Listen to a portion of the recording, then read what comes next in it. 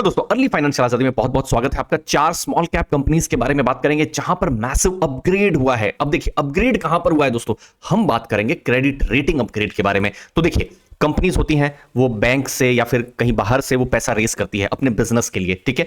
अब सामने जो बैंक है या एनबीएफसी जहां से भी उनको पैसा मिलने वाला है, तो वो लोग एक इंपॉर्टेंट चीज को देखते हैं, वो होता है कंपनी की क्रेडिट रेटिंग। जैसे फॉर एग्जांपल किसी कंपनी की ट्रिपल ए की क्रेडिट रेटिंग है, तो इसका मतलब क्या है कि कंपनी ने जो पैसा रेज किया है वहां पर उनका पेमेंट करने की जो कैपेसिटी है बेस्ट कैपेसिटी है, ठीक है। मतलब वहां पर कुछ लोन में कुछ खराब हो जाए उसके चांसेस बिल्कुल ना के बराबर है, बहुत कम चांसेस है। उसके बाद रेटिंग जो है थोड़ा नीचे नीचे जाती है। फिर उसके बाद आता है डबल ए प्लस का रेटिंग, ये भी अच्छा ही माना जाएगा लेकिन बेस्ट से थोड़ा कम। फिर डबल ए, फिर डबल ए माइनस का रेटिंग, फिर ए प्लस का रेटिंग। तो इसमें कैसा है, देखिए अगर किसी कंपनी का डबल ए माइनस का रेटिंग है तो वो बेटर है ए प्लस के रेटिंग के साथ, ठीक है। तो प्लस माइनस में भी कंफ्यूजन हो सकता है लेकिन नहीं करना है दोस्तों, ठीक है। सिमिलरली जैसे ट्रिपल बी प्लस की रेटिंग है वो खराब रेटिंग है कंपेयर टू ए माइनस की रेटिंग, ओके। अब इसको बिल्कुल ध्यान में रखना है। यहां पर अगेन बहुत सारी जो कंपनीज जिसके बारे में हम डिस्कस करेंगे उनका रेटिंग ट्रिपल ए नहीं भी हो सकता है। हमने यहां पर देखा है जो कंपनीज को, वैसी कंपनी जहां पर एक नॉच वो ऊपर आए हैं, ठीक है। हम और डिटेल में डिस्कस करेंगे। तो देखिए जो पहला नाम आपके सामने हम रख के आ रहे हैं वो है अनुपम रसायन। अब वहां पर क्या चेंज हुआ है ये देखिए, उनका रेटिंग आईएनडी ए प्लस था, ये लॉन्ग टर्म की रेटिंग से ए प्लस की रेटिंग थी और वो डबल ए माइनस की रेटिंग हुई है। जैसे यहां ये वाला जो केस है अनुपम रसायन के लिए बिल्कुल फिट बैठेगा। तो थोड़ा सा ऊपर यहां पर उनका क्रेडिट रेटिंग बहुत रिसेंट में ही यहां पर चेंज हुआ है दोस्तों, ठीक है। अब अनुपम रसायन को हम लोग समझते हैं, उनके बिजनेस को हम लोग जानेंगे, चारों कंपनियों को हम थोड़ा डिटेल में समझेंगे। तो देखिए केमिकल कंपनी है, स्पेशलिटी केमिकल का जो उपयोग है, यूज जो है, जो फाइनल जो यूज है वो एग्रो, फार्मा, पिगमेंट, डाइज उन सब कंपनियों में होता है। 70% कॉन्ट्रैक्टेड सेल्स से रेवेन्यू आता है। और इंटरेस्टिंग चीज क्या हो जाती है कि कस्टमर स्टिकीनेस है, क्योंकि इनके जो प्रोडक्ट्स हैं जो कस्टमर्स यूज करते हैं तो उन कस्टमर्स को बहुत सारे अप्रूवल्स लेने पड़ते हैं रेगुलेटरी बॉडीज से। तो अनुपम रसायन को समझ लीजिए किसी कस्टमर ने ले लिया है तो बहुत मेहनत करके उनको ऑनबोर्ड किया है, आप ऐसा मान सकते हैं। तो थोड़ा सा स्टिकीनेस यहां पर रहता है। बड़े कस्टमर्स हैं जैसे सिंजेंटा, सुमितोमो केमिकल, डुपॉन्ट, निसई, ये सब कुछ बड़े नाम हैं। मैक्सिमम मतलब 90% रेवेन्यू कहां से आता है, खासकर एग्रोकेमिकल, पर्सनल केयर, फार्मा, इन सब से रिलेटेड जो स्पेशलिटी केमिकल है वहां से उनका रेवेन्यू आता है। जल्दी से आपको मैं बता दूं तो देखिए मार्केट कैप कुछ 11,266 करोड़ की है। स्मॉल कैप कंपनी है जहां पर हमारा फोकस है। आज सिर्फ नाम पर ही फोकस होगा, बहुत ज्यादा हम लोग डिटेल में एनालिसिस नहीं करेंगे। देखिए 392 करोड़ का उन्होंने रेवेन्यू किया है। लास्ट सितंबर भी सेम रेवेन्यू था 393 करोड़ का, ठीक है। उनका मार्जिन्स जो है एबिटा मार्जिन्स 28% लास्ट ईयर था, इस बार भी लगभग मतलब उन्होंने स्टेबल मार्जिन रखा है 27%, एक अच्छा मार्जिन बोला जाएगा। तो एक स्ट्रांग मार्जिन है। जून क्वार्टर में 26% मार्जिन था, अभी मार्जिन थोड़ा सा बढ़ा है। ये इंपॉर्टेंट है आने वाले टाइम में कैसे मार्जिन्स में वो ग्रो कर रहे हैं या नहीं कर रहे हैं। अब हर बिजनेस में रिस्क भी होता है। रिस्क क्या हो सकता है, मार्जिन अभी अच्छा हो रहा है लेकिन देखिए कमोडिटी या फिर जो केमिकल्स जो है कमोडिटी के प्राइसेस से थोड़ा सा वोलेटाइल रहते ही हैं और इस बार हम लोग देख भी रहे हैं बहुत सारी स्पेशलिटी केमिकल को इंपैक्ट पड़ा है। अनुपम रसायन में बहुत देखने को नहीं मिल रहा है लेकिन फिर भी अगर मार्जिन अगर गिरते हैं तो बिजनेस के लिए नेगेटिव हो सकता है।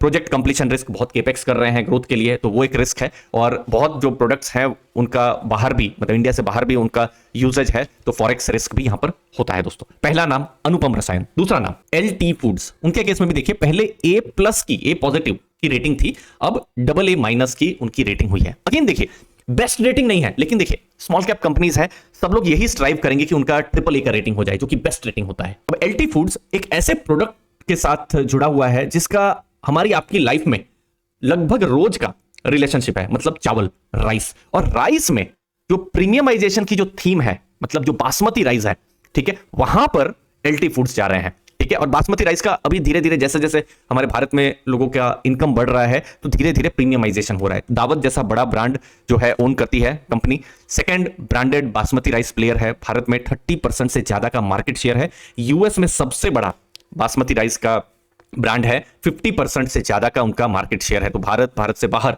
उनके जो प्रोडक्ट्स है वो जाते रहते हैं।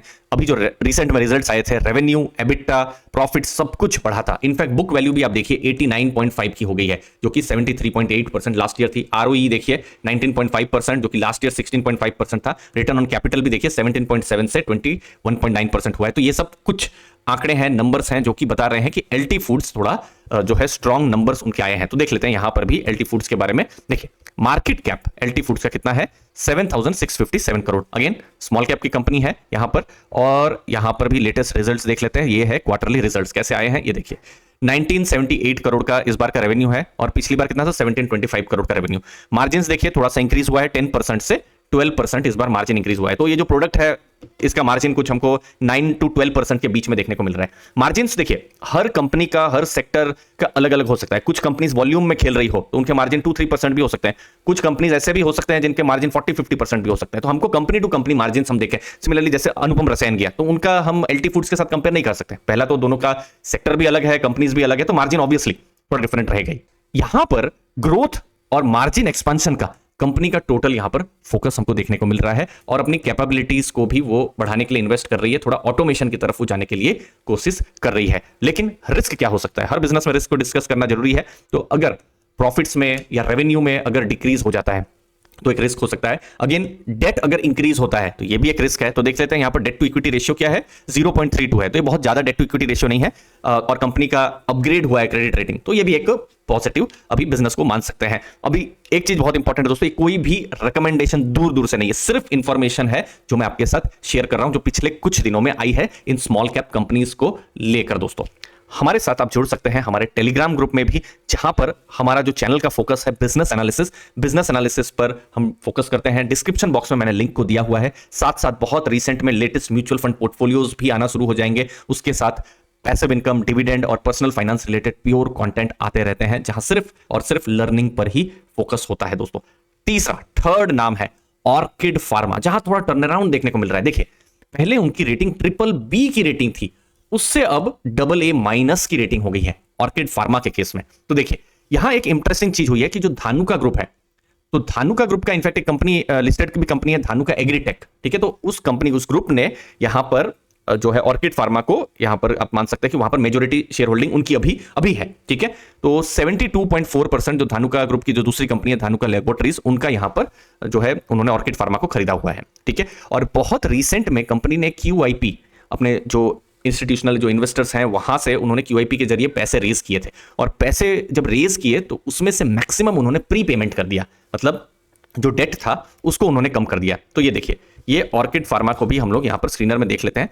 सबसे पहले यहां पर देखिए डेट टू इक्विटी बहुत कम हो गई है, जो कि पहले ज्यादा थी। तो वर्चुअली आप मान सकते हैं कंपनी अभी डेट फ्री है, और मेन उनका जो प्रोडक्ट्स हैं, जो दवाइयां हैं, वो एंटीबायोटिक्स की जो दवाइयां हैं वहां पर है, ठीक है।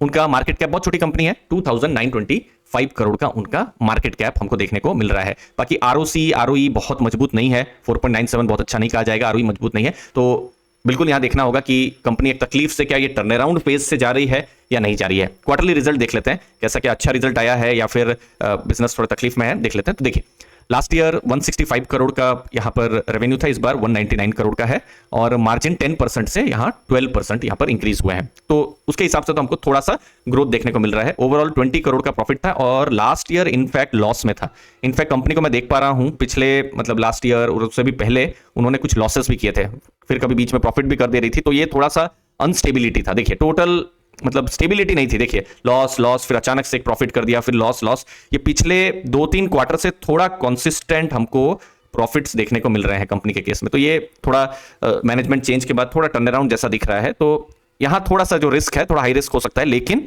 कंपनी ने बहुत ही इंटरेस्टिंगली यहां पर जो अपना डेट को जो है बहुत ही कम कर दिया है। रिस्क क्या है बिजनेस में, कॉन्सेंट्रेटेड उनका प्रोडक्ट पोर्टफोलियो, क्योंकि 3 मॉलिक्यूल से ही उनका 68% का रेवेन्यू आता है, और रेगुलेटरी रिस्क भी है। देखिए अब रेगुलेटरी रिस्क मैं मैक्सिमम बिजनेस में मैं एनालिसिस करूं तो मैं बोल सकता हूं वो रहेगा ही, क्योंकि अब जैसे कोई पावर सेक्टर आ गया या केमिकल्स या फिर मेडिकल जो है, तो रेगुलेटरी रिस्क रहेगा कि कल गवर्नमेंट की तरफ से कुछ नेगेटिव आ गया। तो अगेन रेगुलेटरी रिस्क ऐसा नहीं है कि हमेशा हमको नेगेटिव ही देखना है, पॉजिटिव भी होता है। गवर्नमेंट की अच्छी स्कीम्स भी आती है तो उससे पॉजिटिव भी हो जाता है बहुत कंपनीज के लिए, जैसे PLI स्कीम बहुत अलग अलग सेक्टर्स के लिए पॉजिटिव आई है।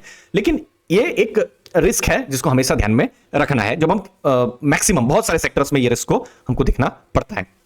चौथा नाम इंडोस्टार, और यहां पर जो रेटिंग है वो A+ से AA- हुई है। अगेन देखिए ये जितनी भी रेटिंग से बेस्ट रेटिंग नहीं है, AAA जो कि बेस्ट रेटिंग होती है, लेकिन ये स्मॉल कैप कंपनीज हैं वो अपनी धीरे धीरे करके अपनी रेटिंग्स को अपना बढ़ा रही है, या मैं कहूंगा अच्छा करने की कोशिश कर रही है। अब इंडोस्टार के केस में क्या है, कंपनी ने ही अपने प्रेजेंटेशन में लिखा है इंडोस्टार 2 करके।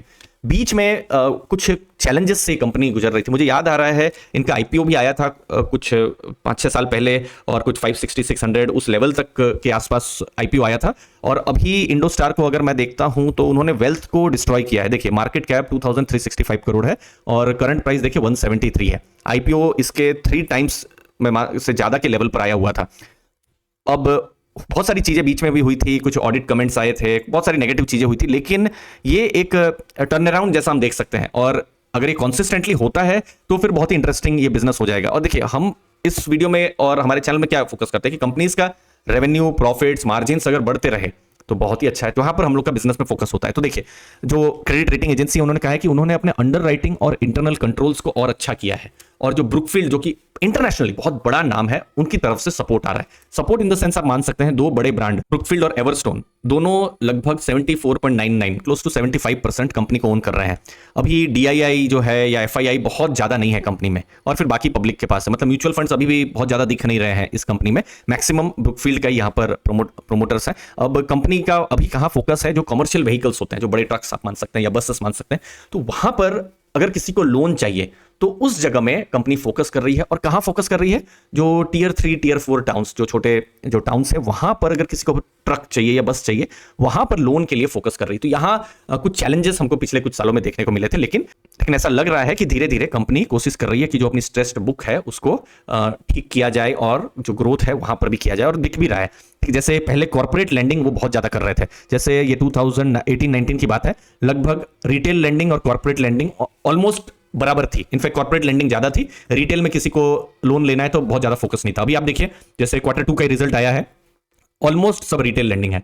फाइनेंशियल ईयर 23 जो रिजल्ट अभी जस्ट मार्च में खत्म हुए हैं, मैक्सिमम उन्होंने रिटेल में लेंडिंग शुरू किया है, जो कि हम देख रहे हैं बैंक्स, एनबीएफसीज अभी रिटेल में ही फोकस कर रहे हैं। तो ये अपना कमर्शियल व्हीकल्स वाला जो कोर प्रोडक्ट है उसको लेकर वो रिटेल में फोकस कर रहे हैं। यस, पिछले कुछ सालों में जो बहुत सारे डिस्टर्बेंस रहे हैं उसके कारण से हमको वो कंसिस्टेंसी देखने को नहीं मिल रही है जब हम लेंडिंग की बात कर रहे हैं। जैसे उस समय में लेंडिंग देखिए ज्यादा थी, अभी आप देखेंगे लेंडिंग बहुत ज्यादा नहीं है। तो कंपनी एक चैलेंजेस से गुजर रही है। अब यही आने वाले टाइम में देखना रहेगा इंडोस्टार के केस में कि वो चैलेंजेस अब जा चुके हैं कि ये चैलेंजेस कुछ जाने में और टाइम लगेगा या फिर नहीं गए हैं, ये आने वाले टाइम में पता चलेगा। बट एटलीस्ट अभी पहले के मुकाबले जो क्रेडिट रेटिंग है वो अच्छी हुई है इंडोस्टार के केस में।